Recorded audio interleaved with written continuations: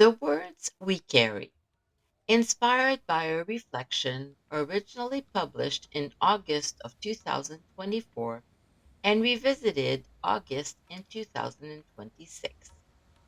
Hello, lovely soul. Have you ever had someone repeat something you said to them years ago and realized you had absolutely no memory of saying it? Yet they remembered every word.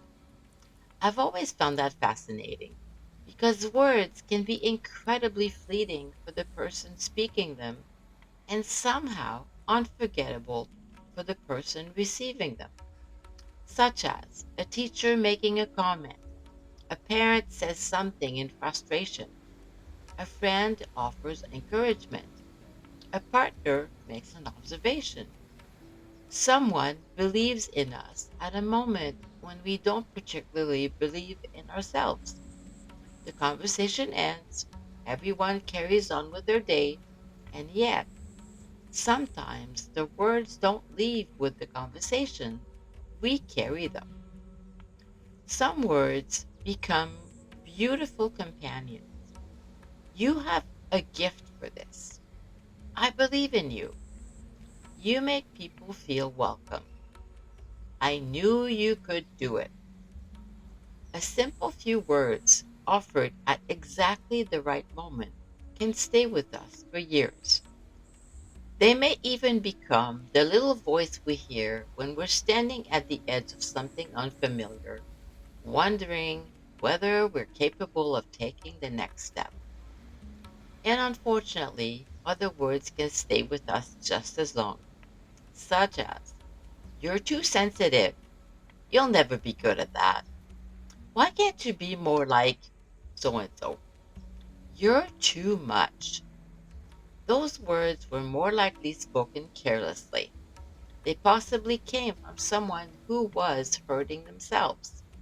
And chances are the person who said them wouldn't even remember the conversation today. But we do. And somewhere along the way, something rather interesting can happen. The words stop sounding like something someone once said to me and begin sounding like this is who I am. I wonder how many beliefs we carry about ourselves began as somebody else's sentence. Maybe we heard something often enough that we stopped questioning it. Or perhaps it was said only once, but at a time when we were especially vulnerable to believing it.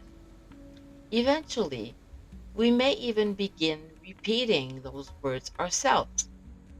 "I've never been good at blank. I'm too old to do whatever. I'm always mess. I always mess this up." Or "I'm just not that kind of person." And because we've said them so many times, they begin to sound like facts. But honestly, are they? Or are they simply very old sentences we've carried for far too long? Years ago, I came across a simple teaching in Don Miguel Ruiz's The Four Agreements. Be impeccable with your word. When we first encounter that idea, we'll often primarily think about how we speak to other people. Don't gossip, don't use words to deliberately hurt, speak truthfully, choose our words with care. All of that matters to me.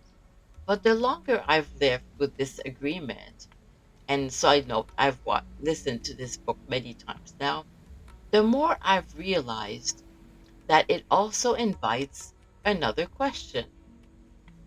How impeccable am I with the words I use about myself? That one is a little more uncomfortable because most of us would never speak to someone we love the way we occasionally speak to ourselves. We make a mistake, and instead of saying, "That didn't go the way I thought or I had hoped," we say, "I can't do anything right." And when something takes longer to learn than expected, instead of I'm still figuring things out, we decide I am terrible at this. One describes an experience, the other turns the experience into an identity. And there is quite a huge difference here.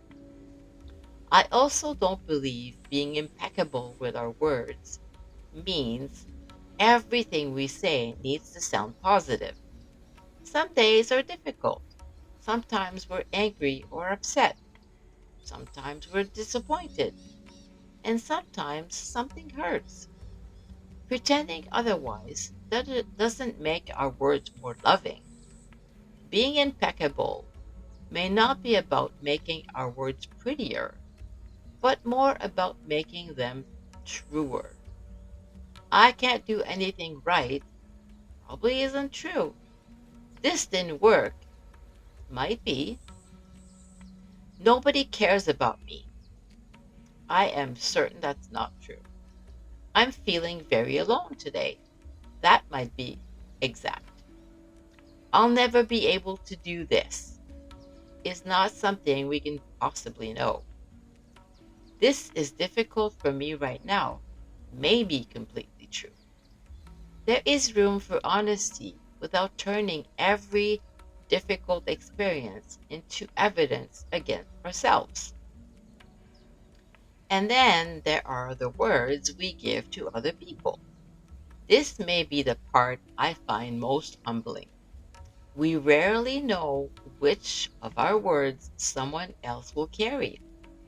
A compliment we barely remember giving, a moment when we told someone we believed in them, a sentence offered during a difficult season, a simple, I see you, I'm proud of you, you matter to me, I'm glad you're here. We may never know what those words meant to someone, just as we never know when something careless stayed with another person much longer than we intended. That doesn't mean we should become afraid to speak. Goodness, we'd never have another conversation. It simply reminds me that words have a life beyond the moment in which they're spoken. Perhaps that's what being impeccable with our words mean to me today. Not perfection, not monitoring every sentence, not turning communication into another thing we need to get right, simply becoming a little more aware of what we're placing into the world and what we're repeatedly placing into ourselves.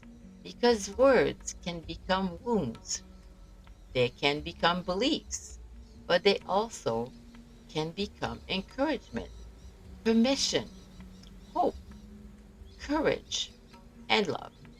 And sometimes a few simple words offered at exactly the right moment can help another person see something in themselves they had forgotten was there. And yes, those words might even be our own. So perhaps today we could become curious about the words we carry. Which ones still feel true? Which ones were never ours to begin with? Which ones are we ready to put down? And one last important thought. What words would you like to leave behind? As always, please remember, be kind to yourself and trust what has always been within you.